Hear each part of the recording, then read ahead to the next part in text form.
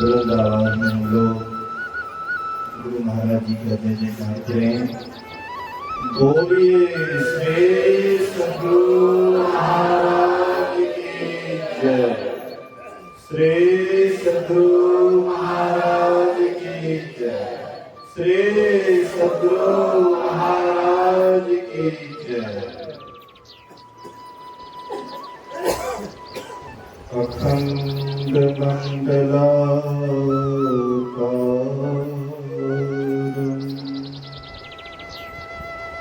व्याप्तं येन चराचरं तत्पदं दर्शितं येन तस्मै श्री गुरुवे नमः। धन्य सद्गुरु सुखद महिमा कहे न जाए। जो कुछ कहो तुम्हारी कृपा, मोते कछो न बसाए। धर्मानुरागी प्यारी जनता, मास ध्यान शिविर के अंत में सत्संग भंडारा का आयोजन किया गया है, जिसका यह अंतिम समय का सत्संग है। इस सत्संग के बाद भंडारे की व्यवस्था है। हम लोग बहुत देर से पूज्य बाबा लोगों से बहुत बात को सुन चुके हैं। शायद कहने के लिए बाकी नहीं बचा होगा, फिर भी समास रूप में अभी का जो पाठ हुआ है ईश्वर स्वरूप के संदर्भ में, हम जिसकी भक्ति करने चले हैं, जिसको प्राप्त करने चले हैं, जब तक उसके संबंध में ठीक ठीक नहीं जान लेंगे, तब तक हमारी भक्ति पूरी नहीं हो सकती है।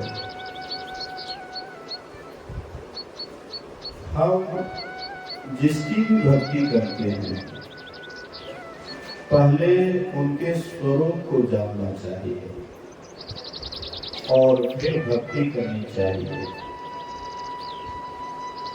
ऐसे हिंदू धर्म में बहुत सारी देवी देवताएं हैं। लोग अपनी मान्यता के अनुसार अपना अपना देव चयन करते हैं, इष्ट चयन करते हैं, लेकिन उनके स्वरूप को जाने बिना अगर वह भक्ति करता है, वह ऐसे ही आदमी है जैसे कोई सफर कर रहा है, रास्ता तय कर रहा है, लेकिन पहुंचना कहाँ है इस बात का उसको पता नहीं है। तो शायद ये जो यात्रा कर रहे हैं, सफर कर रहे हैं, शायद वह यात्रा उसका कभी भी फलीभूत नहीं हो सकता है। इसीलिए यात्री कहीं भी यात्रा करता है, वह यात्रा के सही मकसद को जानते हैं कि हमको पहुंचना कहाँ है। इसी तरह से हम ईश्वर को प्राप्त करने चले हैं, ईश्वर की भक्ति करने चले हैं, वह ईश्वर कैसा है इनके संबंध में ठीक ठीक जानना चाहिए, ठीक ठीक विचार कर लेना चाहिए और उसके बाद भक्ति का शुरुआत करना चाहिए। अभी हम लोगों ने सुना जो मन से मनन नहीं करते हैं, बल्कि जिससे मनन किया हुआ कहा जाता है, उसी को तो ब्रह्म जानते हैं। जिस इस देश का अलावाक्षित वस्तु की लोग उपासना करते हैं वह ब्रह्म नहीं है। यन मनसा न मनुके ये न हो मनोमतम तदेव ब्रह्म त्वम विद्धि नेदम यदि तम उपासते।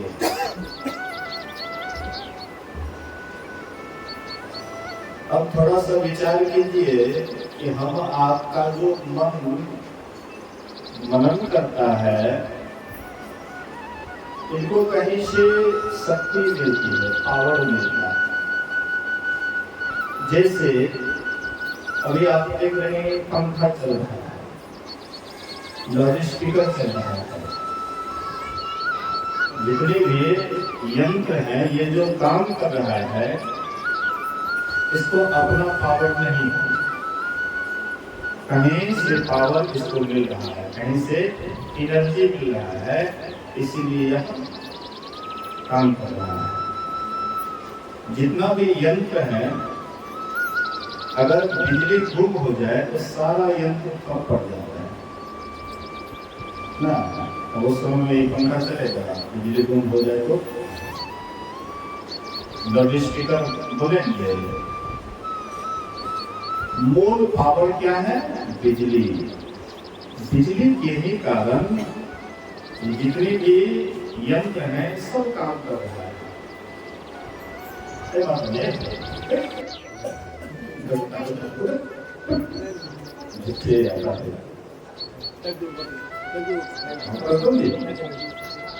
के समय में सबको आता है एकदम। बोलिए श्री सद्गुरु। तो बढ़िया से ध्यान से सुनिए कि कोनो लीलावती कलावती की कहानी नहीं है। जो जितना विषय गंभीर होता है उसको सुनने के लिए उतना ही गंभीर होकर के सुनना पड़ता है। और बीच में सरस्वती मैया के तरह, दुर्गा मैया की तरह से फूल ला करके तो प्रसाद ला के चढ़ा के जाता है, प्रणाम करके जाते हैं। रामानंद बाबा, स्वामी रामानंद बाबा गुरु महाराज का फोटो नहीं लगाते मंच पर, ऊपर में काम करते, यही कारण है।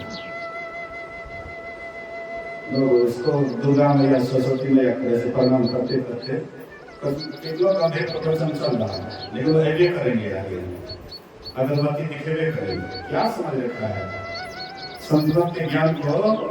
अभी बिल्कुल जो है ना, लोग पूजा पाठ से भी बदतर कर दिया है। ऐसे भेड़िया धसान भेड़िया धसान की तरह, एक भेड़िया गिर गया कुआं में तो सब धड़ाम धड़ाम गिरेगा। ये भेड़िया धसान से काम नहीं चलेगा।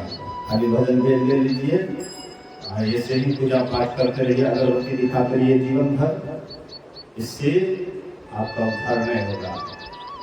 उद्धार कब होगा? जब आप गंभीर बात को खूब बढ़िया से सुनिएगा और उसको बढ़िया से चिंतन कीजिएगा, मनन कीजिएगा और अपने जीवन में जब उतारिएगा, तब आपको गंभीरता की प्राप्ति होगी और तब उस तत्व को पा सकते हैं। गुरु महाराज जी पहले स्वरूप को जाने, गुरु महाराज जी पहले स्वरूप को जाने और उसके बाद भक्ति का शुरुआत किए और फिर अंत भी कर दिए। तो पहले जाने, जाने बिनु ना होई प्रतीति, बिनु प्रतीति होई नहीं प्रीति, प्रीति बिना भक्ति दृढ़ाई, अजनी खगेश जल के छिनाई। तो जब तक आप किसी के संबंध में ठीक ठीक नहीं जानिएगा तो उनमें विश्वास नहीं होगा, विश्वास नहीं होगा तो प्रेम नहीं होगा, प्रेम नहीं होगा तो बिना प्रेम की जो भक्ति है वह बिंदु विचार उग्र भरण के काल में जन्म गंवाई सार।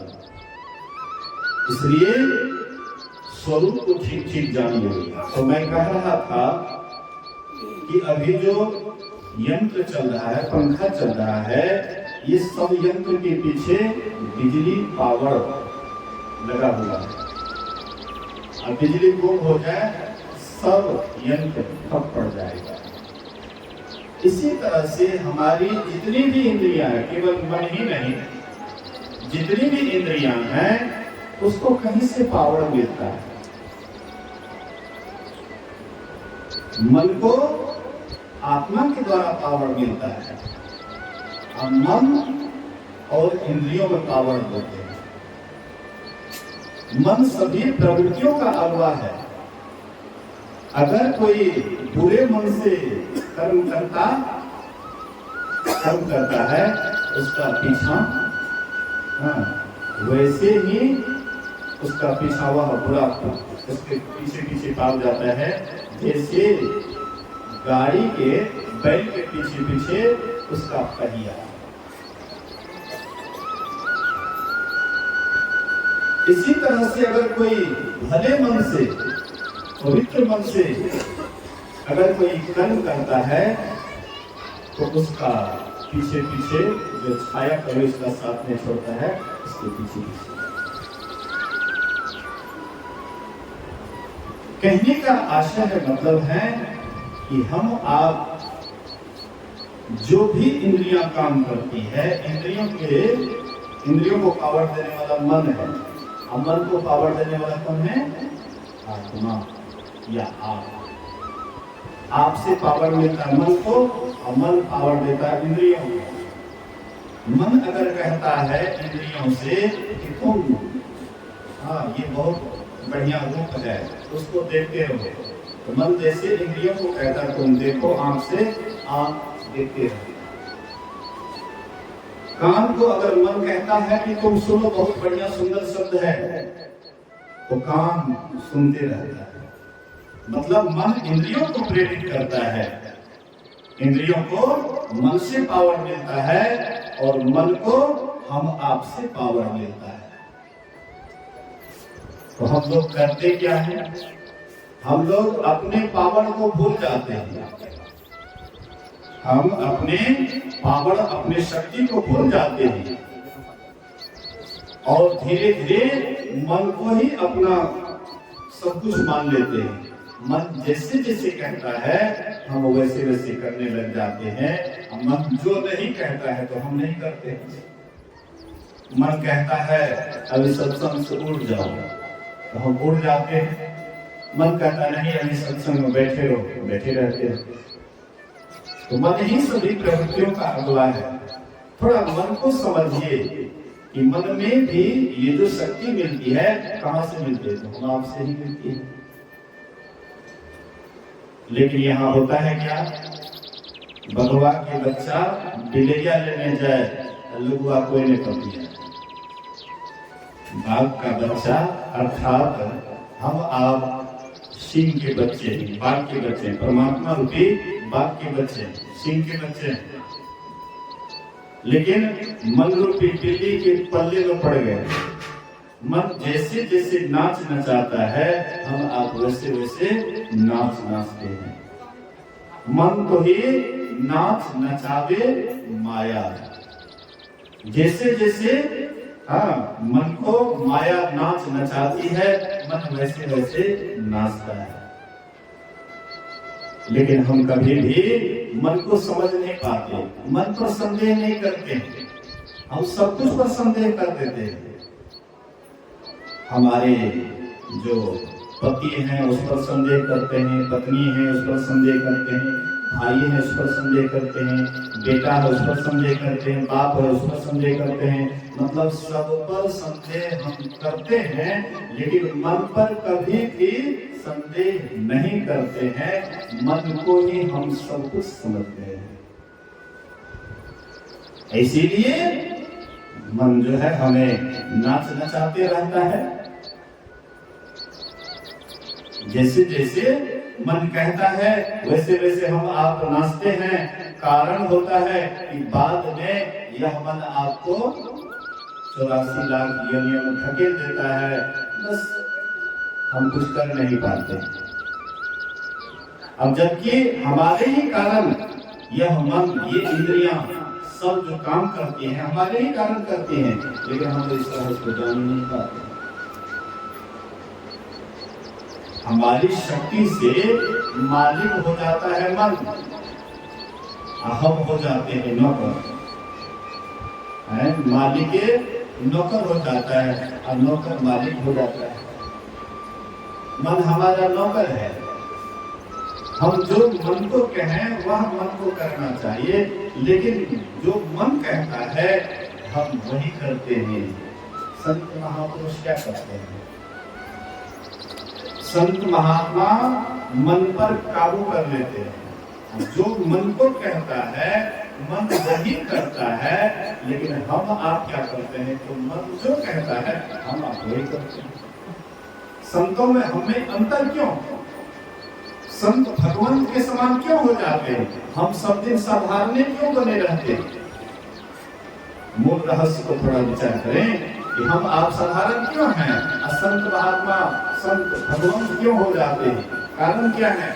वे अपने मन को जीत लेते हैं, हम आप मन से हार जाते हैं। मन के हारे हार है और मन के जीते जीत। जो मन को जीत लिया असली वही, असल में उसी की जीत हुई, और जो मन से हार गए वह असली हार वही।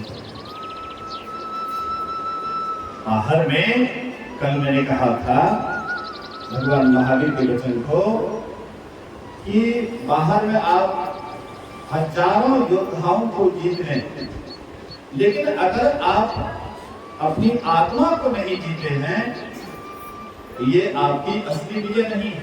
बाहर में आप हजारों योद्धा को जीत लें, हजारों योद्धाओं को कसार दें, लेकिन आत्मा पर विजय नहीं पाए हैं, ये आपकी असली जीत नहीं है।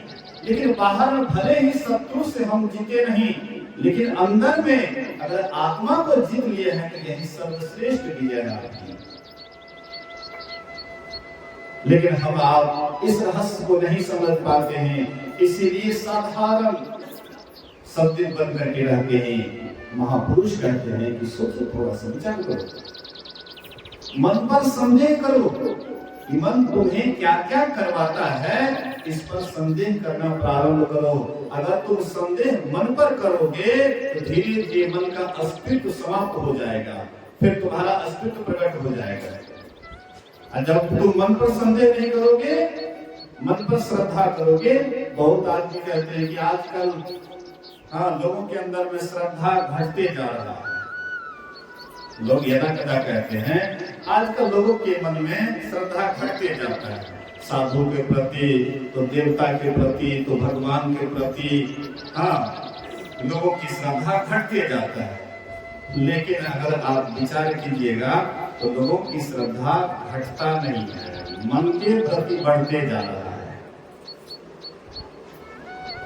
मन के प्रति आपकी श्रद्धा दिन प्रतिदिन बढ़ते जा रहा है। आप करें घट रहा है, कहाँ घट रहा है? बढ़ रहा है। लेकिन बढ़ किधर रहा है? तो मन पर श्रद्धा बढ़ रहा है। मतलब मन जो जो कहता है हम वह करने के लिए तैयार हैं। मन अगर आपको गड्ढे में गिरा दे, आप थोड़ा सा भी संदेह नहीं करते हैं, कहते नहीं बहुत बढ़िया हमारा मन है। कोई कहता है हमारा मन खराब है, कोई कहता है हमारा मन गंदा है, कोई कहता है हमारा मन बेवकूफ है, क्या क्या करवाता है। कभी नहीं, अपने मन पर कभी संदेह नहीं करते हैं। इसलिए अगर आज से अगर आप मन पर संदेह करना प्रारंभ कर दीजिए, यह मन धीरे धीरे कमजोर पड़ जाएगा, धीरे धीरे इसकी शक्ति घट जाएगी और आप अपने में बलवान हो जाइएगा, आप शक्तिशाली हो जाइएगा। फिर आप जो मन को कराना चाहें वह आप करा सकते हैं, जो करवाना चाहे वह मन करेगा। लेकिन धीरे धीरे अगर जब तक हम मन को नहीं समझेंगे तब तक मन के ही प्रति हमारी श्रद्धा रहेगी। मन का काम क्या है? मन क्या करता है? मन चिंतन मनन करता है। मन चिंतन मनन करता है। अगर चिंतन मनन अगर मन से हट जाए तो धीरे धीरे मन कमजोर पड़ जाता है। संकल्प विकल्प, ये जो संकल्प विकल्प है यह मन का काम है। बुद्धि का काम है निर्णय देना, लेकिन संकल्प विकल्प मन का काम है। मन कोई काम के लिए संकल्प करता है और फिर विकल्प। मान लीजिए आपके मन में हुआ कि आज सत्संग में जाना है, संकल्प किए कि सत्संग में जाना है, फिर थोड़ी देर के बाद मन ही विकल्प आपको दे देता है क्या सत्संग में जाएंगे, क्या रखा हुआ सत्संग में, सत्संग में जाने से क्या मिल जाएगा, लो छोड़ो। तो संकल्प किया मन और फिर विकल्प भी वही मन किया। लेकिन संकल्प अगर मन किया कि हमको सत्संग में जाना है, अगर बुद्धि आपका ठोस है, निर्णयात्मक शक्ति अगर आपका मजबूत है, तो भाई जो संकल्प किया है जाना है, करना है, आप चले आए। अब कुछ आप लोगों के जैसे कुछ ऐसे भी लोग होंगे जो मन में संकल्प किए होंगे कि सत्संग में जाना है, संकल्प किए होंगे, अब फिर दूसरा फिर विकल्प आ गया कि और क्या जाएंगे, छोड़ो, एक दिन के सत्संग में जाने से क्या फायदा होगा, या एक समय के भंडारा खाने से भी क्या लाभ। तो मन में विकल्प आया, बुद्धि का निर्णयात्मक शक्ति कमजोर होने के कारण वह रुक गया, नहीं आ। आपके मन में होता है कि हमें ध्यान करना है, मन में संकल्प आया कि ध्यान करना, ध्यान पर बैठना। जैसे ध्यान पर बैठने वाले थे, कोई ख्याल में आ गया कि ये काम कर लेते, उसके बाद ध्यान पर बैठते। हाँ, जब ध्यान पर बैठने लगेगा तब भी बहुत बात आएगा आपके दिमाग में कि ये काम करना जरूरी है। जैसे आपके मन में हुआ कि ध्यान पर बैठना है, संकल्प किया मन, ध्यान करना है, और थोड़ी देर के बाद जैसे दूसरे ख्याल आ गया ये काम करने के बाद ध्यान करेंगे, और जैसे यह निर्णय आपका, संकल्प आपका यहाँ पर रुक जाता है, आप उसको छोड़ दिए संकल्प को, अच्छा वही काम करते उसके बाद ध्यान करेंगे, तो शायद फिर दोबारा मन कहेगा कि अरे ये काम तो हो गया, और ये भी काम करते उसके बाद तो ध्यान ही करेंगे। मन बहाना कितना बनाता है, अगर मन पर थोड़ा आप निगरानी कीजिएगा तब पता लगेगा। मतलब मन बहाना का ही नाम मन है, मन बहाना ही बनाना जानता है, अपने काम से दूर हटने का नाम ही मन है। जो आपका निजी काम है उससे आपको दूर हटाएगा, और जो आपका काम नहीं है उसी से आपको नजदीक करेगा। पंच विषय आपका काम नहीं है, लेकिन उसी से आपको जोड़ेंगे। मन का स्वभाव पंच विषयों से जोड़ेंगे, लेकिन जो मन का काम है अपने अंदर जाना, ध्यान करना, साधना करना, उपासना करना, उससे मन आपको हटाएंगे। लेकिन जैसे मन में संकल्प आया कि ध्यान करना है, चाहे कोई भी काम हो, लाखों काम हो, सबको विसार दिए, नहीं छोड़ो, सबसे आवश्यक काम ध्यान है, इसलिए ध्यान करेंगे। और जो आप समय बांध दिए हैं ध्यान का, उस समय में आप कोई भी काम, कितना जरूरी काम हो जाए, एकदम दिमाग से निकाल दीजिए, नहीं हम तो ध्यान करेंगे। अगर आप इस संकल्प को कुछ दिन तक ठीक ठीक अगर निभाएंगे, तो वह जब समय आएगा तो मन ऑटोमेटिक वह काम से हट करके ध्यान करने के लिए प्रेरित करेंगे। पहले मन को फुसलाना पड़ता है, अब बाद में जब यही मन जब आपके फुसलाने पर आपके अधीन हो जाता है, फिर तो आपका साथ देने लग जाता है। जैसे बच्चा, छोटा बच्चा है और वह कोई चीज के लिए रो रहा है, तो आप फुसलाते हैं, कोई चीज दे करके फुसला दिए, हाँ तो फुसला दिए, और उसके बाद आप निश्चिंत से काम करने लग जाते हैं। ऐसे मन को भी पहले से फुसलाना पड़ता है, कुछ करना पड़ता है, धीरे धीरे जब मन आपका कहना मानने लग जाता है तब आपका साथी हो जाता है, आपको सहयोग करने लग जाता है कि नहीं भाई ध्यान करना है तो करना है। आप महत्व किसका विशेष दे रहे हैं? आप संसार का महत्व दे रहे हैं या परमात्मा का महत्व दे रहे हैं? किसका महत्व दे रहे हैं? आप किसकी प्रधानता दे रहे हैं, विषय की या निर्विषय की? तो मन तो जन्म जन्मांतर से विषयों में भटका है, जन्म जन्मांतर से, आज ही से नहीं। जब से यह सृष्टि हुई है तब से हम आप इसी में चक्कर लगा रहे हैं, पंच विषयों का भोग भोग रहे हैं। आदत तो पड़ा हुआ है पंच विषयों का भोग भोगने का। तो जो चीज का जिसको आदत लगा रहता है उसको मौका मिलने पर उधर भागने लग जाता है, हाँ, बांध तोड़ करके भागने लग जाता है। एक सेठ जी कुतुल पाले हुए थे, बोलिए प्रेम से श्री सद्गुरु। कुतुल जो छोटा, हाँ, कुत्ते का बच्चा, तो छोटा कुतुल पाले हुए थे। तो स्वाभाविक है, छोटा बच्चा रहता है तो उसे लोग विशेष स्नेह करते हैं। साधु महात्मा को छोड़ देते, साधु को छोड़ करके, और इधर के लोग जो हैं जैसे बकरी पालते हैं, छोटा नमना होता है तो देखते हैं छोटे छोटे बच्चे को, हाँ, उसको मुंह में लेकर के चुम्मा भी लेते हैं, हाँ, कांधे पर लेते हैं, मतलब बहुत प्रेम प्यार करते हैं। उनको घृणा वगैरह नहीं बुझाता है, उनको बुझाता है, बहुत प्यारा लगता है छोटा बच्चा, हाँ, बड़ा स्नेह करते हैं, हाँ, कितने बच्चा कांधे पर लेते हैं, प्रेम करते हैं। तो सेठ जी को भी, बोलिए श्री सद्गुरु, सेठ जी को भी उनसे बड़ा लगाव था। हाँ, वह कुतुल बच्चा से, बहुत प्यारा बच्चा, देखने में बड़ा सुंदर लग रहा था, बहुत लगाव था। तो प्रेम से उसको क्या करते थे, अपने कंधे पर ले लेते, कभी सिर पर ले लेते, प्रेम प्यार से, बहुत स्नेह था, बड़ा प्रेम था, बड़ा लगाव था। तो बराबर, हाँ, छोटा बच्चा था, कांधे पर कभी कपाल पर, लेकिन धीरे धीरे सब दिन तो बच्चे नहीं रहेगा, एक दिन तो बड़ा भी होगा, तो बड़ा कुत्ता हो गया एक दिन। लेकिन जो आदत पड़ गया था सेठ जी के कपाल पर चढ़ने का, हाँ, पहले तो बच्चा था तो प्रेम से लेते थे, और उसके बाद जो आदत पड़ गया तो किधरों से आते थे सेठ जी दरवाजे पर, छड़प करके उसके माथे पर चढ़ जाते थे। आदत बन गया था, प्रैक्टिस हो गया था, बराबर ऐसे हो रहा था। बेचारे परेशान थे, बड़ा बड़ा नख हो गया था, छड़प करके चढ़ते तो शरीर को भी लहू कर देता था, बहुत परेशान हो गया वह कुत्ता से। अंत में एक दिन रास्ते से निराश होकर के जा रहे थे। तो आप कभी भी विशेष संकट में या विपत्ति में होते हैं, उस समय में संत या भगवंत आपको सुमार्ग बताने वाले होते हैं। तो संसार में कोई, हाँ, आपको राह दिखाने वाला नहीं होता है, तो संत भगवान किसी न किसी रूप में आकर के आपका मार्गदर्शन करते हैं।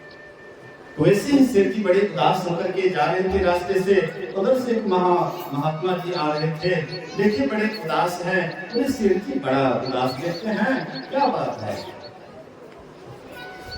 कहते महाराज जी ऐसी सी बात है, छोटा कुतुल पाले हुए थे तो पहले तो हम प्रेम प्यार से इसको अपने कांधे पर माथे पर लेते थे, लेकिन अब तो वो बड़ा हो गया है, आदत पड़ गया है, कहीं से भी जाता हूँ छड़प करके माथे पर चढ़ जाता है। महाराज क्या करें, बहुत कम है। तो महात्मा जी कहते मैं एक तरीका बताता हूं, तब तुम इस दुख से छूट जाओगे। बोले क्या तरीका?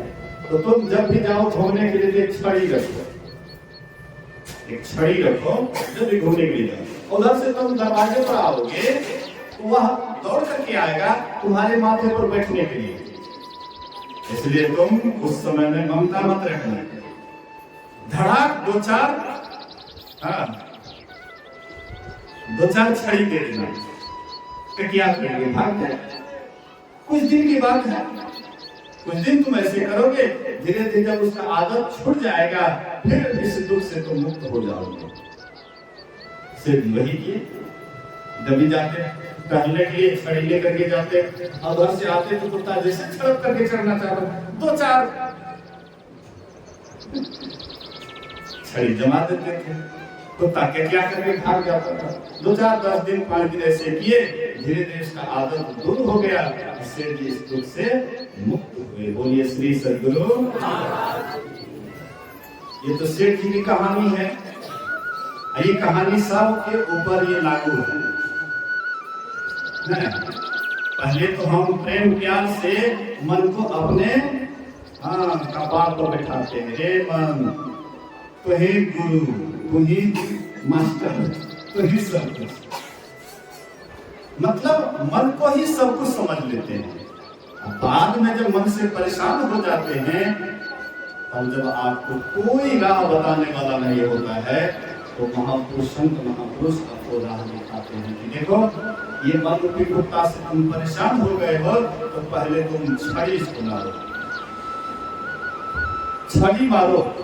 ये मन धीरे धीरे तुम्हारा जब पीछा छोड़ देगा, तो बाद में फिर ये दुखदाई नहीं, तुम्हारा सुखदाई हो जाएगा।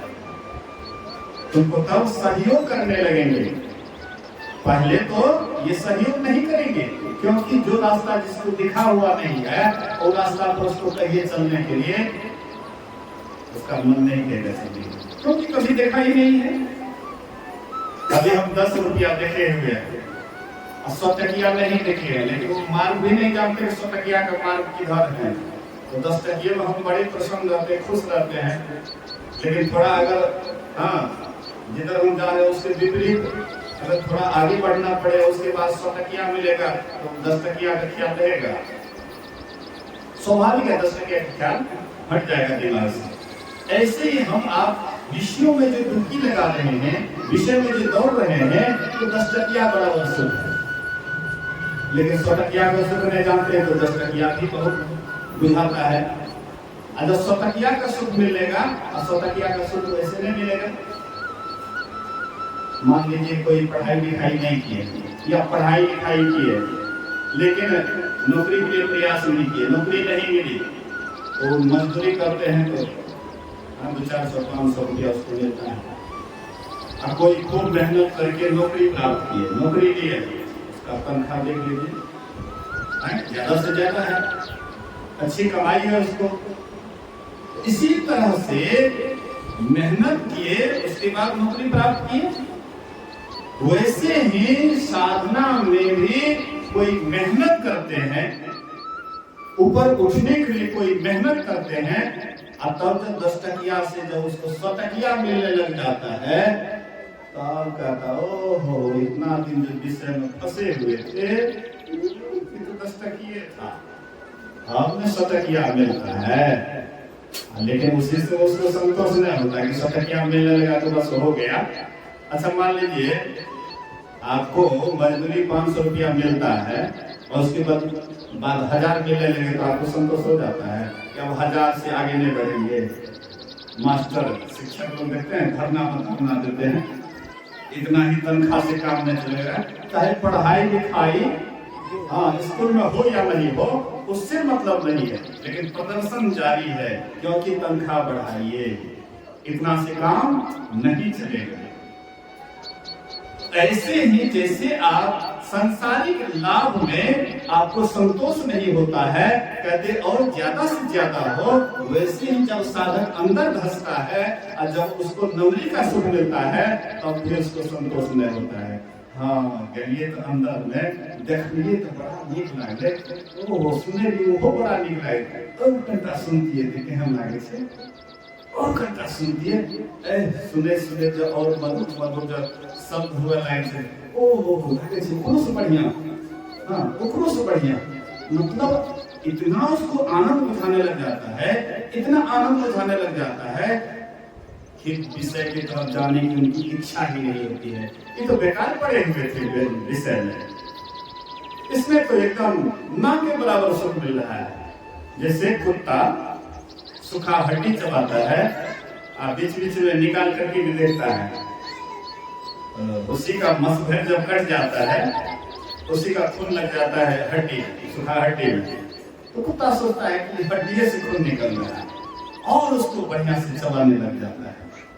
हाँ, ऐसे ही विषय में सूखी हड्डी के समान हम चबाते हैं, लेकिन हमारा ही रस उसमें जाता है, विषय में जाता है और उससे हमको सुख हो जाता है। तो हम आप सोचते हैं कि ये तो विषय का सुख है, लेकिन ये हमारे ही सुख है, हमारे ही कारण विषय में सुख लगता है।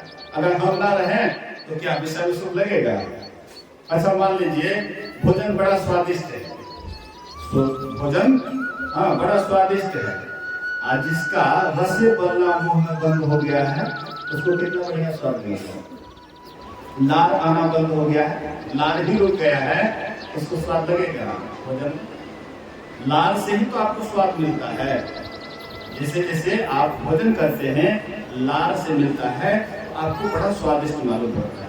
लार ही बंद हो जाए उस आदमी का बंद भी हो जाता है, लार मुंह में आना ही बंद हो जाता है लार, इसलिए लार को अमृत कहा गया। मेरे कहने का ये ऐसा है कि हमारे ही कारण विषयों में जो सुख मिलता है वो हमारे ही कारण, लेकिन हम इस बात को समझ नहीं पाते हैं, सोचते हैं कि विषय से सुख मिल रहा है। रूप से जब हम रूप देखते हैं तो हमको लगता है कि रूप में बड़ा सुख है। अब जिसका आंख फूटा हुआ वो कैसे देखेंगे रूप को? उसको क्या सुख लगेगा? कान ही जिसका बहरा है वह सब को सुनेगा, क्या सुनेगा वो? संत महापुरुष कहते हैं ये विषय में नहीं के बराबर सुख है, लेकिन बुझाता है। लेकिन जब अंदर चलोगे तो वहां पर प्रत्यक्ष में सुख मिलेगा, और ऐसा सुख मिलेगा, ऐसा सुख मिलेगा जिस सुख को पा करके मन कभी भी तृप्त नहीं होता है, एकदम अतृप्त रहेगा। मन चाहेगा कि और आगे का सुख मिले, और ज्यादा से ज्यादा सुख मिले। मन को धीरे धीरे आंतरिक सुख में तब लोभ बुझाता है। अभी तो बाहरी विषयों में लोभ बुझाता है, इसीलिए कि उधर का चीज नहीं मिला है, असली चीज नहीं मिला है, इसलिए नकली में सटा हुआ है। असल से हटल और नकल से सटल। असली नहीं मिला तो नकलियों तो कम से कम मिला हुआ है। असोचते कहीं नकलियों छूट जाए हाथ से, नकली से बस करके ठीक, कहला से भी कहले ठीक, भला से भी भले ठीक। नहीं सुने हैं? बोलिए श्री सद्गुरु। हम आप संसारियों की यही बात है। नकली से बस करके ठीक। एक व्यक्ति था, रास्ते से जा रहा था, उसको लाल मिला, मिट्टी लगा हुआ था, सोचा इसको धो ले, ज्यादा चमकीला लगेगा, तो गए लाल को धोने के लिए। संजोग से वह लाल उनके हाथ से छूट जाता है और उसमें कादो वगैरह था। बेचारे कितना प्रयास किए लाल खोजने का, मिला नहीं। बड़ी उदास होकर के कितना कीमती लाल मिला, वह भी खो गया। गया घर, जा करके घर पर माँ पूछते बेटा क्या हुआ? तो कहता है माँ क्या कहेंगे, संजोग से एक लाल मिला था, उसको पानी में धोने गए, वह पानी में बह गया, कितना हो खोजे नहीं मिला। इसलिए माँ अगर वह लाल को धोते नहीं, वह लाल होता नहीं। इसलिए माँ भला से धोले ठीक, भला से धोले ठीक रखने लगे, बस यही रख, भला से धोले ठीक, भला से धोले ठीक। चाहिए डॉक्टर को बुलाना चाहिए, डॉक्टर को बुलाए और डॉक्टर से कहते हैं कि डॉक्टर साहब पूरा घटना सुनाए, ऐसी ऐसी बात है, मेरा बेटा जब से लाल खोया है तो बस यही बात रख रहा है, भला से धोले। डॉक्टर सोचता है इसको ऐसा इंजेक्शन दिया जाए ताकि इसको नींद आ जाए, तो बरबराना बंद हो जाएगा, धीरे धीरे धुल जाएगा, तो ठीक हो जाएगा। बोले कि भाई इसके लिए तुमको 100 रुपया लगेगा, मैं इसको इंजेक्शन दूंगा, ये दुरुस्त हो जाएंगे, लेकिन 100 रुपया लगेगा। बोले बेटा 100 रुपया तो ये हाथ में नहीं है, हाँ तुमको दे देंगे, कल दे देंगे व्यवस्था करके, लेकिन बेटा आज 10 टकिया है ये। डॉक्टर सोचा कि 100 टका देगा कि नहीं, नहीं 10 रुपया नहीं लेंगे, रखो 10 रुपया। हाँ कल लेकर के आएंगे, कल ले जाएंगे। डॉक्टर चला गया, दूसरे दिन डॉक्टर आया, माई रुपया दो, 100 रुपया जो बची थी। तो बोले कि बेटा कहता है कि कौन सी कमाई 100 रुपया डॉक्टर मांग रहा है। तो बेटा तुमने बोल रहा था धोला सलीम धोले ठीक। फिर उसको वही याद आ गया, रटने लगा फिर वही धोला सलीम धोले ठीक, धोला सलीम धोले ठीक, धोला सलीम धोले। उसकी मांग का बेकार हो गया। अगर हम बेटा को ये बात नहीं कहते तो मेरा बेटा कितना बढ़िया दुरुस्त एकदम सोया हुआ था। तो माँ रटने लग जाती है, कहला सलीम कहले ठीक, कहला सलीम कहले ठीक। नहीं कहता हूँ बेटा हम बढ़िया रहता हूँ, कहला सलीम कहले ठीक। डॉक्टर साहब सोचे थे दोनों को माथा खराब है। कहे भले ही माता जी 10 रुपया देता था, कम से कम दवाई का तो दाम निकल जाता है, लेकिन आज तो माइयों का माथा गड़बड़ा गया। अब हमको 10 रुपया नहीं मिलेगा, इसलिए डॉक्टर साहब रटने लगे 90 से 10 तक ये ठीक, 90 से 10 तक ये ठीक। बिल्कुल वही बात हम लोगों की है। हम आप कभी ध्यान करके कभी अंदर में नहीं गए, अब कभी भी अपने अंदर में झलक नहीं देखे कि विशेष से भी ऊपर कोई विशेष चीज होता है जो कि ध्यान साधना में प्राप्त होता है।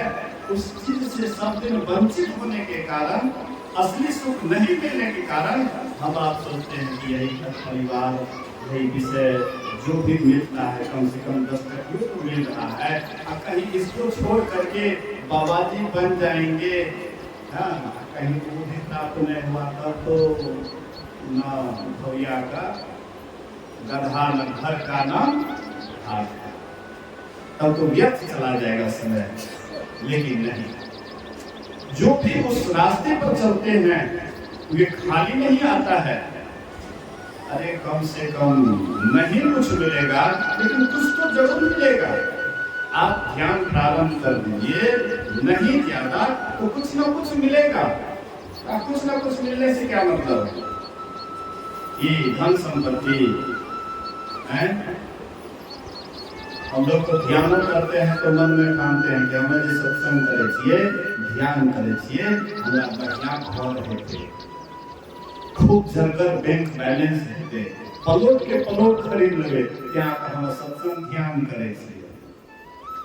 प्रायः अगर आप सबके मन को टटोलें तो प्रायः आपको यही बात मिलेंगे कि लोग गरीबी हटाने के लिए सत्संग ध्यान करते हैं। ये गरीबी वाला बीमारी आपके अंदर जो लगा हुआ है, ये शायद कभी दूर होने वाला नहीं है। धनी भी हो जाइएगा फिर भी गरीबी रहिएगा। ये जो आपके अंदर में गरीबी हटाने की चाहना है, चाहे किसी रूप में चले जाइए, धन की इच्छा जब तक आपके अंदर में है, चाहे कितना हो धनी हो जाइए, लेकिन आपके अंदर में और की चाहना लगी रहेगी। ये परेशानी आपको कभी दूर नहीं होगा। आप लोग जानते होंगे, इसी बीच में एक घटना घटी थी। यूपी में एक महात्मा कहते थे कि जिसको जो चाहिए, महात्मा का चरणामृत लेने से या उसका आशीर्वाद लेने से हाँ उनको प्राप्त होता है। तो गरीबी तो हर जगह है, कहीं पर ज्यादा कहीं पर कम। बिहार में ज्यादा है तो यूपी में भी है, लेकिन इससे कुछ कम है। तो कौन नहीं गरीब धनी बनना चाहता है? तो उसके आयोजन में उसमें काफी भीड़ होता था, यही गरीबी हटाने के लिए कि जो महाराज जी का चरणामृत लेते हैं, उसका आशीर्वाद लेते हैं, उसका गरीबी दूर हो जाता है। गुरु महाराज जी पाखंड वाला भक्ति नहीं किए, हाँ पाखंड वाला भक्ति का प्रचार नहीं किए। तो गुरु महाराज जी सिद्ध पुरुष थे, जिनको जो कहते थे उसको वो हो जाता था। वो भी कहते थे जो हमसे जुड़ेगा उसका गरीबी दूर हो जाएगा। तो शायद ऐसे महापुरुष की बात बहुतों को हाँ लग जाता, लेकिन नहीं बोले। कभी कभी देखते थे विशेष श्रद्धालु, विशेष उनके अंदर श्रद्धा है, कभी कभी आशीर्वाद के रूप में कभी कभी निकल जाता था, लेकिन विशेष कृपा पात्र होने वाले के ऊपर निकलता था, सबके ऊपर नहीं। ऐसे तो सब उनके पास आते थे, सब धन दौलत आदि अपना दुख दूर करने के लिए सब आते थे, लेकिन जो देखते थे विशेष रूप से हाँ श्रद्धावान है, तो गुरु महाराज जी कभी कभी आशीर्वाद, जिनके अंदर नहीं थी इच्छा उसी को आशीर्वाद देते थे कि हमको धन चाहिए, जिनको नहीं इच्छा थी उसी को देते थे। बिन मांगे मोती मिले, बिना मांगने से मोती मिलता है। गुरु महाराज से कुछ नहीं मांगते, लेकिन वो देखता है कि नहीं देखता। बच्चा आपसे भोजन मांगे, क्या आपको पता नहीं बच्चा को भूख लगा कि नहीं लगा है? गरीब का बच्चा पेट बड़का होगा, पेटहाड़ी और क्या कहते सुतानी, वही श्री सदगुरु क्यों? उसके मन में होता है कि अभी खाएं तो उसके बाद हमको भोजन मिलेगा कि नहीं मिलेगा, इसलिए हरदम हाँ पूरा भर करके खा लेते हैं। और जो धनी का बच्चा है उसको संतोष होता है, जितना भी खाया बड़ा संतोष पूर्वक खा लेता है, हाँ इसलिए उसका पेट बड़ा नहीं होता। मेरे कहने का ये आशय है, कहने का मतलब है कि जिसके अंदर चाहना नहीं उसके ऊपर गुरु महाराज की कृपा हो जाती थी। एक रिक्शा चालक सत्संग आपके तो रविवार साप्ताहिक सत्संग होता था, उसमें वो सब आते थे, पीछे में बैठते थे, नीला कपड़ा पहना हुआ था, रिक्शा चलाते थे, मजदूरी करते थे, स्वाभाविक है पीछे जाके बैठते थे। बराबर गुरु महाराज जी का नजर जाता था। अभी आप लोग देखेंगे गुरु महाराज जी कभी नहीं देखते। अरे आप उदाहरण नहीं सोचिए तो हम आपको जो देख रहे हैं कि ये हमारे अंदर में क्या गुरु महाराज नहीं है? चेतन में सुचेतन, आगे पीछे दाएं बाएं आनंद। आप गुरु महाराज जी क्या सोचते हैं? खाली फोटो नहीं, चेतन में भी वे चैतन्य है, चैतन्य से चेतन, चेतन को भी चेतन करने वाले हैं। तो चेतन में बैठ करके सबको देख रहा है, कौन आए हैं कौन नहीं आए हैं, सब कुछ देख रहे हैं। तो गुरु महाराज बराबर देखते थे उसको, सत्संग में बराबर आते थे। एक दिन गुरु महाराज जी के मुंह से निकल जाता है, ए जी इधर आओ। सोचा जी शायद हम मैंने कुछ कपड़ा पहने हुए हैं, गुरु महाराज क्या बोलेंगे नहीं बोलेंगे, डर के मारे हाँ गुरु महाराज प्रणाम करते हैं। क्या तुम काम करता है? पूरे घर में रिक्शा चलाते हाँ। तो तुम कितना कमा लेते हो? कितना कमा लेते हैं? गुरु महाराज कहते हैं कि तुम्हारे अगल बगल में जमींदार सब है कि नहीं? कहेंगे कि हाँ है। और उसमें पलट का पलट वैसे बर्ती पड़ा हुआ रहता था।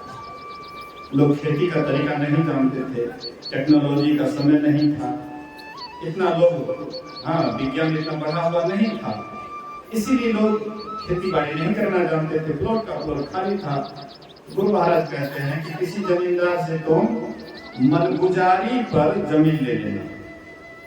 कोई अगर मनगुजारी हाँ देता था तो उसको जमीन दे देते थे जमींदार कि तुम मनगुजारी जमा करो, आओ उपजा करके दो। तो वे भी कुछ जमीन लिए। गुरु महाराज जी के कथनानुसार एक धनी आदमी से बात किए, जमीन ली। अब गुरु महाराज कहते हैं उसमें अलवा लगाओ, अलवा लगाओ।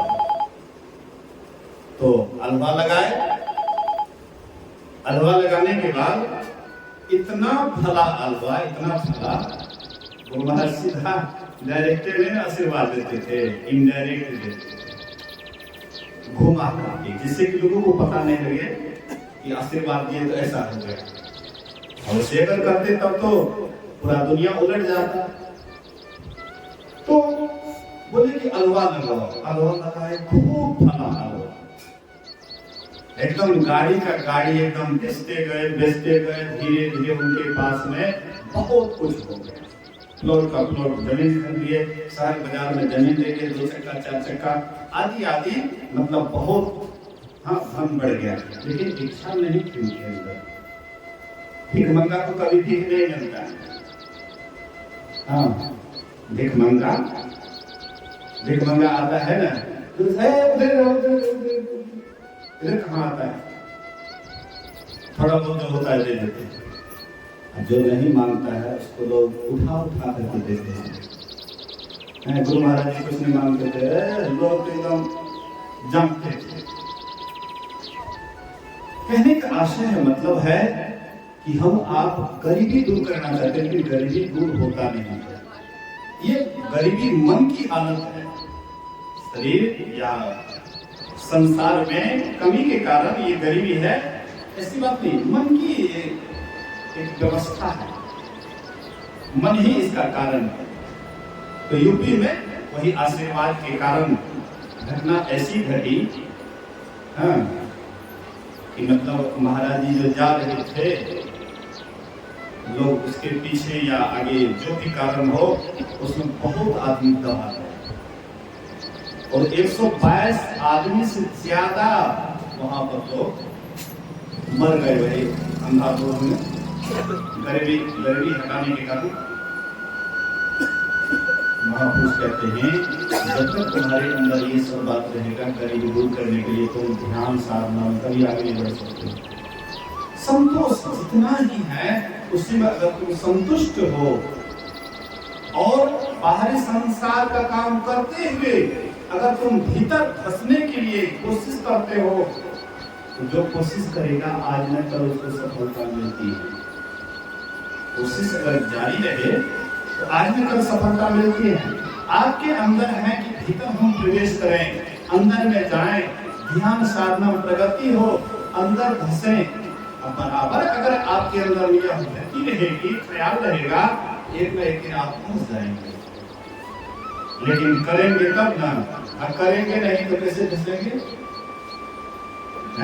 आहो भक्त सार भगति करू हो, आसार भगति करी, संसार भ्रमक रही, भक्ति श्रम निष्फल हो। कहते सार भक्ति करो, असली भक्ति करो, अंदर फंसो। तुम अंदर में हो, तुम अपने शरीर के अंदर हो और तुम्हारे जो इष्ट हैं, भगवान हैं, वे भी तुम्हारे ही अंदर में हैं। और जहां पर हम दोनों एक ही जगह है, वहां हम बाहर में खोज रहे हैं, लता में, पत्ता में, गाछ में, वृक्ष में, पीपल में, क्या कहते हैं, केला में, कहां कहां हम ईश्वर को खोजते हैं। लेकिन कभी भी ये नहीं सोचते हैं कि हम जहां हैं वहीं पर हमारे इष्ट भी हैं। एक वृक्ष पर दो पक्षी अति सख्य भाव से हैं रहते, खाते एक फलों को हैं, एक बिना खाए हंसते। एक वृक्ष पर दो पक्षी बैठे हुए हैं, एक ही वृक्ष है। ये मनुष्य शरीर क्या है? ये भी एक वृक्ष के समान है, लेकिन ये उल्टा वृक्ष है। एक उल्टा वृक्ष है जो नीचे उसका जड़ है, ऊपर तना। ये मनुष्य शरीर क्या है? उल्टा वृक्ष है, जड़ ऊपर है। यहाँ भोजन करते हैं ना, ऊपर में ही करते हैं भोजन। आप भोजन नहीं है, इधर का जो वृक्ष है वो नीचे से ही, जमीन से ही अपना भोजन लेता है। तो इसका जड़, इसका हेड जो है यही जड़ है। ये उल्टा वृक्ष है। इसमें दो पक्षी रहते हैं, एक जीवात्मा रूपी पक्षी और दूसरे परमात्मा रूपी पक्षी। खाते एक फलों को है, एक संसार के विषय का भोग भोगता है, इसीलिए यह रोता है, और एक दृष्टा है, इसलिए हंसता है। परमात्मा क्या है? दृष्टा है। जब हम कोई भोग भोगते हैं तो परमात्मा देखता है, हाँ, हंसता है। हमारी वृत्ति को देख करके, हमारी प्रवृत्ति को देख करके ये विषय में कितना आनंदित हो रहा है, यह देख करके परमात्मा हंसता है।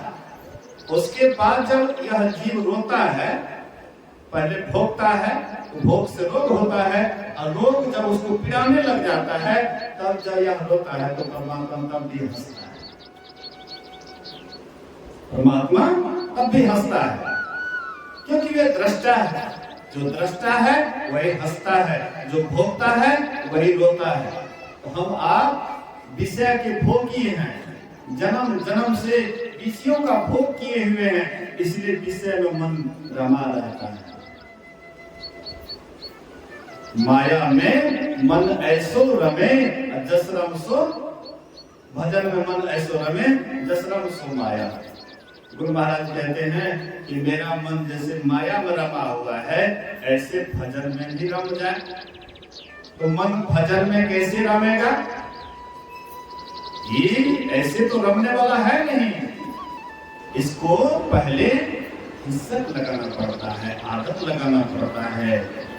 जब हिस्सक लग जाएगा, आदत लग जाएगा, तब आपको भजन के बिना नहीं रहा जाएगा।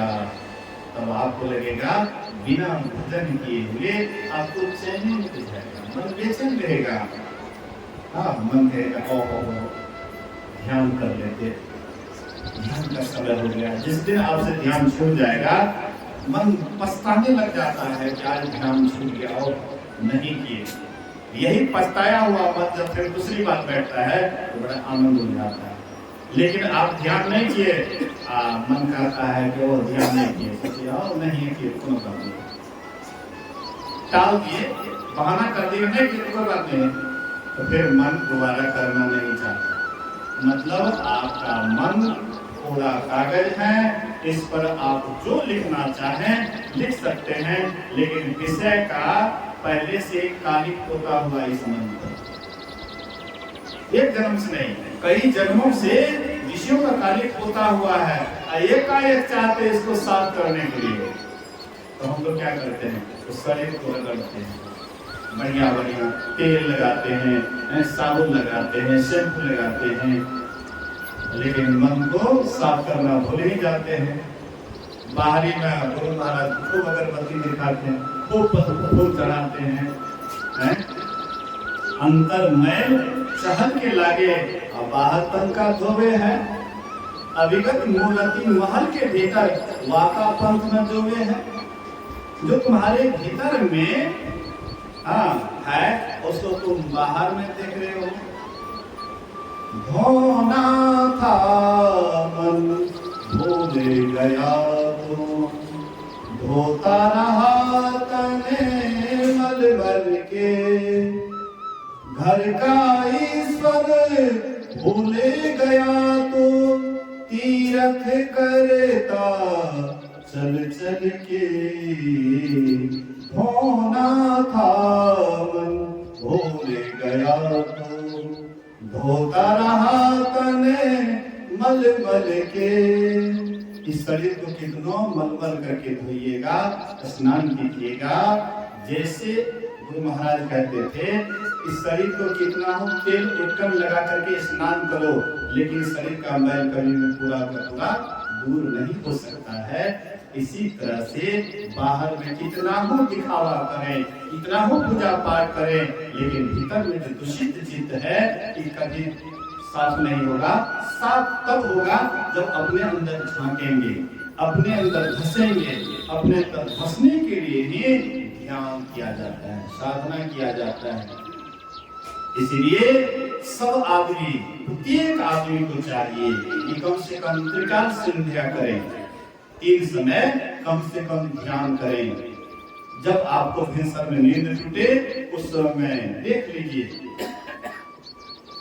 कोई जरूरी नहीं है कि इतना ही बजे। जब आपकी नींद टूट जाए आप देख लीजिए कि आपका मन बिल्कुल शांत है, स्थिर है, नींद पूरा हो गया है। आराम से हाथ मुंह धो करके कोई उस समय ख्याल मत रखिए, कोई भी काम धाम पर ख्याल मत कीजिए। ऐसा नहीं अब तबीर भाग ले, अच्छा की कर आए छोड़ दीजिए, अच्छा ये आप तक क्या देर हो गया तो हो गया। जब जागो तभी सवेरा। जब आपकी नींद टूट जाए उसी समय क्लास बंद करके सब दिमाग से काम को हटा दीजिए। अब बैठ जाइए, पहले ध्यान का आनंद ले लीजिए और उसके बाद थोड़ा देर होगा तो कोई बात नहीं है, काम थोड़ा तेजी से कर लेंगे, काम उतना हो जाएगा। लेकिन ये जो समय आप छोड़ दीजिएगा पछताने में, अच्छा यार देर भाग गया छोड़िए। ये तो समय आपका, आज का समय तो ऐसे आपका निकल गया, आप नहीं कर पाए। लेकिन दिमाग को एडजस्ट कर लीजिए कि देर हुआ तो हुआ, लेकिन जब तक हम ध्यान नहीं करेंगे उसके बाद संसार का काम नहीं करेंगे। अगर ऐसा आपके मन अंदर संकल्प रहेगा, धीरे धीरे ध्यान के प्रति आपका लगन बढ़ेगा। बढ़ते बढ़ते जब आप अंदर धसिएगा तब आपको पता लगेगा कि कौन कौन हमारे घर में चोरवा है और कौन कौन हमारे घर में मित्र है, कौन चोर है, कौन दुश्मन है, पता लगेगा तब जब आप अंदर धसिएगा। जब तक अपने शरीर के अंदर नहीं जाइएगा तब तक अहित कौन करने वाला है, हित कौन करने वाला है, आपको पता नहीं लगेगा। इसलिए इसके लिए हम आपको त्रिकाल संध्या करना चाहिए।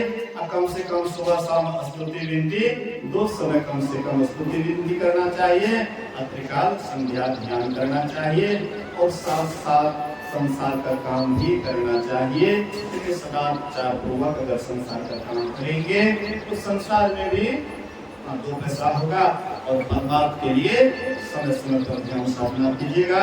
इसी से हम लोगों का इहलोक भी बनेगा, यहाँ पर भी आप सुखी रहिएगा, यहाँ से जाने के बाद भी आप सुखी रहिएगा। जो यहाँ पर शांत नहीं है, जो यहाँ पर स्थिर नहीं है, जो यहाँ पर जिसको आनंद नहीं बुझाता है, सोचते कि मरने के बाद उसको आनंद बुझाएगा। यहाँ पर जो सुखी नहीं हुआ है, मरने के बाद क्या वो सुखी हो सकता है? जो यहाँ शांति को प्राप्त कर लेगा वही परमात्मा वहां पर भी शांत होंगे। इसीलिए आप यहीं पर एकदम शांत हो जाइए, स्थिर हो जाइए। राम भगवान के कथनानुसार जो पर लोग यहाँ सुख चाहो तो सुनी मम वचन हृदय दृढ़ गवाओ, सुलभ सुखद मार्ग या भाई भगत मोर पुराण सुखी गाय। कहते हुए मेरी भक्ति है तो जो हमारी भक्ति करेंगे तो वे यहाँ भी सुखी होंगे, यहाँ से जाने के बाद भी सुखी होंगे। भगवान श्री कृष्ण कहते हैं, अर्जुन ने पूछा, हे केशव, कोई योग का आरंभ कर दिया है, अब बीच में वह भ्रष्ट हो जाता है, बीच में उसका शरीर छूट जाता है, योग भ्रष्ट हो जाता है। वह आकाश में जिस तरह से बादल लगता है, जोरों का तूफान आने पर बादल छिन्न भिन्न हो जाता है, वैसे वह व्यक्ति बीच में विनष्ट नहीं हो जाता है। भगवान कृष्ण कहते हैं, क्या इस लोक में और क्या परलोक में ऐसे शुभ कार्य को करने वाले का कभी विनाश नहीं होता है। उसका जब शरीर छूटता है तो स्वर्ग को जाता है और वहां से जो आता है तो किसी श्रीमान के घर में या योगियों के कुल में जन्म लेता है। और पहले जो जन्म में ध्यान साधना किया था, योग किया था, नहीं चाहते हुए भी उनको ऐसा संगति मिल जाएंगे, वैसा गुरु मिल जाएंगे बताने वाले, और फिर वे योग साधना आरंभ कर देंगे। अगले जन्म में जो किया था साधना, उससे इस जन्म और आगे बढ़ेंगे, फिर इस जन्म में करेंगे तो और आगे बढ़ेंगे, और इस तरह से ये संस्कार बढ़ते बढ़ते जब तक परमात्मा तक नहीं ले जाएंगे तब तक ये संस्कार उसको पीछा नहीं छोड़ेगा। ये जो ध्यान साधना का जो संस्कार है, ये उसका पीछा नहीं छोड़ेगा जब तक परमात्मा से नहीं मिला दे। इसीलिए भगवान श्री कृष्ण के बात पर विश्वास करना चाहिए और बराबर अपने मन को ध्यान साधना लगाना चाहिए। भगवान कृष्ण कहते हैं, प्रयाण काले मनसा चले भक्त्या युक्तो योग बलेन चे भ्रुवोर मध्य प्राण भावेश सम्यक स्वतम परम पुरुष रूपेति दिव्यम। जो शरीर छोड़ते समय भ्रीकुटी के बीच में प्राण को स्थापित करके शांत अस्थिर होकर के भक्ति योग युक्त होकर के जो अपना शरीर छोड़ता है, कहते मेरे परम शांति को पाता है। अर्थात इतना हिस्सा लगाइए ध्यान साधना का कि कम से कम शरीर छूटने लगे तो अन्य बात नहीं याद हो करके कम से कम ध्यान साधना वाली बात याद करें। तो किससे होगा? जो बराबर इसका अभ्यास करेंगे। अभ्यास ही आगे आपको बढ़ाता है, अभ्यास ही आपको आगे ऊपर की ओर ले जाता है। इसलिए ध्यान साधना का अभ्यास कीजिए, सत्संग से प्रेरणा लीजिए। ये जो कार्यक्रम करवाए हैं स्वामी अभिनंदन बाबा, बहुत अच्छा काम किए हैं। 1 महीने तक लगातार ध्यान शिविर, सत्संग, 5 समय ध्यान, 3 समय सत्संग, बाद में 2 दिवसीय सत्संग भी रखे, आज भंडारा भी है। तो जो भी काम किए बहुत सुंदर काम किए हैं। इसमें जो भी जिस भी तरह से काम से, मन से, धन से, किसी भी तरह से अगर आपने सहयोग किया है तो आप भी धन्यवाद के पात्र हैं। अभिनंदन बाबा भी, हाँ, उनको भी साधुवाद हैं, आप लोगों को धन्यवाद हैं। साथ साथ जितने भी कार्यकर्ता हैं, चाहे जिस रूप से भी वे सहयोग कर रहे हैं, सेवा दे रहे हैं, सबको गुरु महाराज की ओर से बहुत बहुत धन्यवाद। इसी शुभ वचन के साथ बोलिए प्रेम से श्री सद्गुरु महाराज की जय।